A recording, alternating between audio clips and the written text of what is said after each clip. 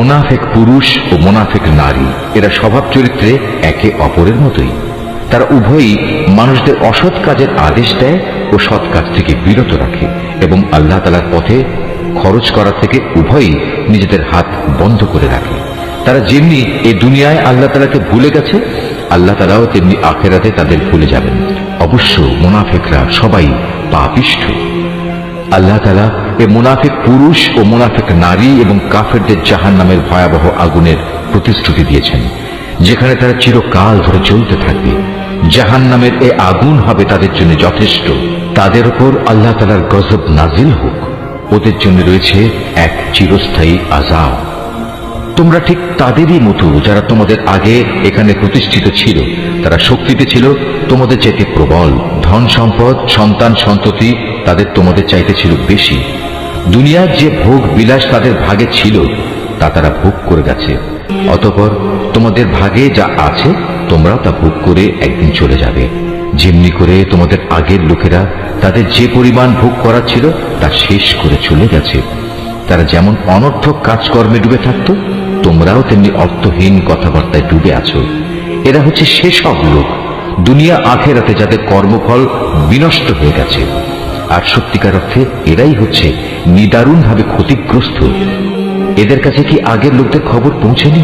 নুহের জাতির, আদ জাতির, সামুদ জাতির কীর্তিকলাপ, ইব্রাহিম, মাদিয়ানবাসী নবী ও সে বিধ্বংস জনবসতির কথা কি এদের কাছে কেউ বলেনি? এই সব কয়টি জাতির মানুষের কাছে তাদের রসুলরা আল্লাহ তাআলার পক্ষ থেকে সুস্পষ্ট আয়াত নিয়ে এসেছিল। নবী না পাঠিয়ে কাউকে আযাব দেবেন এমন অবিচার তো আল্লাহ তাআলা তাদের উপর কখনো করতে পারেন না। বস্তুত তারা নিজেরাই নিজেদের উপর জুলুম করেছে। অপরদিকে মোমেন পুরুষ ও মোমেন নারীরা হচ্ছে একে অপরের বন্ধু। এরা অন্য মানুষকে ন্যায় কাজের আদেশ দেয়, অন্যায় কাজ থেকে বিরত রাখে। তারা নামাজ প্রতিষ্ঠা করে, যাকাত আদায় করে, জীবনের সব কাজে আল্লাহ তাআলা ও তার রসুলের বিধানের অনুসরণ করে। এরাই হচ্ছে সেসব মানুষ যাদের উপর আল্লাহ তাআলা অচিরেই তার রহমত নাজিল করবেন। অবশ্যই আল্লাহ তাআলা পরাক্রমশালী, কুশলী। এ ধরনের মোমেন পুরুষ ও মোমেন নারীদের আল্লাহ তাআলা এমন এক সুরম্য জান্নাতের প্রতিশ্রুতি দিচ্ছেন যার তলদেশ দিয়ে ঝর্ণাধারা প্রবাহমান থাকবে, যেখানে তারা চিরদিন অবস্থান করবে। চিরস্থায়ী জান্নাতে তাদের জন্য সুন্দর সুন্দর বাসস্থানের ব্যবস্থা থাকবে। সেদিনের সবচেয়ে বড় নিয়ামত হবে বান্দার প্রতি আল্লাহ তাআলার সন্তোষ। এটাই হবে সেদিনের সবচেয়ে বড় সাফল্য। হে নবী, কাফের ও মুনাফিকদের বিরুদ্ধে জিহাদে অবতীর্ণ হও। ওদের প্রতি কঠোরতা অবলম্বন করো, কেননা এদের চূড়ান্ত আবাসস্থল হবে জাহান্নাম। এটি বড়ই নিকৃষ্ট স্থান। এরা আল্লাহর নামে কসম করে বলে কুফরি শব্দ এরা বলেনি। আসলে এরা কুফরি শব্দ বলেছে এবং তাদের ইসলাম গ্রহণের পরে তারা তা অস্বীকার করেছে। এরা এমন এক কাজে সংকল্প করেছিল যা তারা করতে পারেনি। এর পরেও তাদের প্রতিশোধ নেয়ার এছাড়া আর কি কারণ থাকতে পারে? আল্লাহ ও তার রসুল নিজ অনুগ্রহ দিয়ে তাদের ধনশালী করে দিয়েছিলেন। এখনো যদি এ লোকেরা আল্লাহ তাআলার কাছে তওবা করে তাহলে এটা তাদের জন্যই ভালো হবে। আর যদি তারা সত্য থেকে মুখ ফিরিয়ে নেয় তাহলে আল্লাহ তাআলা দুনিয়া আখিরাত উভয় স্থানেই তাদের কঠিন আযাব দেবেন এবং উপরন্তু এ জমিনে তারা কখনো কোনো বন্ধু কিংবা সাহায্যকারী পাবে না। ওদের মধ্যে এমন কিছু লোক আছে যারা আল্লাহর সাথে ওয়াদা করেছিল, যদি আল্লাহ তাআলা নিজ অনুগ্রহে আমাদের সম্পদ দান করেন তাহলে আমরা অবশ্যই তার একাংশ আল্লাহর পথে দান করব এবং সত্যি আমরা নেক লোকদের অন্তর্ভুক্ত হয়ে যাব।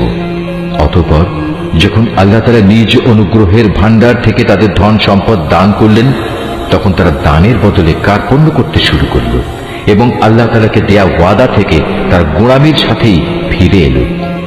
অতঃপর আল্লাহ তাআলা তাদের অন্তরে মুনাফিকি বদ্ধমূল করে দিলেন সেদিন পর্যন্ত যেদিন তারা আল্লাহ তাআলার সাথে সাক্ষাৎ করবে।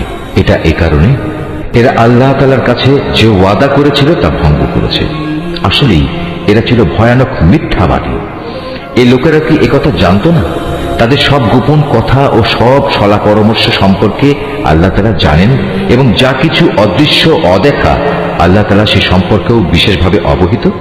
আল্লাহ তাআলা তাদের ব্যাপারেও সম্যক অবগত আছেন যারা সেসব ইমানদার ব্যক্তিদের দোষারোপ করে, যারা আন্তরিক নিষ্ঠা ও আগ্রহের সাথে আল্লাহ তাআলার পথে দান করে এবং যারা দান করার মতো নিজেদের পরিশ্রম লব্ধ সামান্য কিছু সম্পদ ছাড়া কিছুই পায় না। এসব মুমিনের সাথে মুনাফিকদের এ দলের লোকেরা হাসি ঠাট্টা করে। এই বিদ্রুপকারীদের স্বয়ং আল্লাহ তাআলাও বিদ্রুপ করতে থাকেন। পরকালে তাদের জন্য রয়েছে কঠিন আযাব। হে নবী, এমন লোকদের জন্য তুমি আল্লাহ তাআলার কাছে ক্ষমা প্রার্থনা করো আর না করো, দুটোই সমান।